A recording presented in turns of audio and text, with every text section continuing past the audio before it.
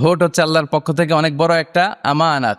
এজন্য আমার ভোট আমি দেব, যাকে খুশি তাকে দেব এমনটা না, সৎ লোক দেখে দেব, ঠিক কিনা?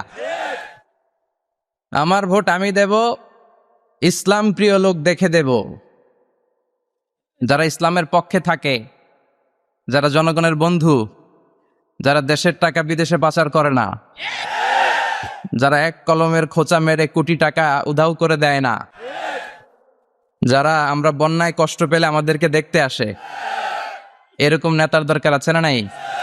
যাকে মন চায় তাকে ভোট দেয়া যাবে না, ভালো লোক দেখে। আমরা বিএনপি বুঝি না, জাতীয় পার্টি বুঝি না, জামাত ইসলাম বুঝি না, ঐক্যফ্রন্ট বুঝি না, কিচ্ছু বুঝি না। আমরা সাধারণ মানুষ বুঝি, যারা ইসলাম প্রিয়, যারা কোরআন প্রিয়, যারা আল্লাহকে ভালোবাসে, যারা জনগণের সুখে দুঃখে থাকে, তাদেরকে আমরা ভোট দিয়ে জয়যুক্ত করব। চিৎকার করে বলেন ঠিক কিনা?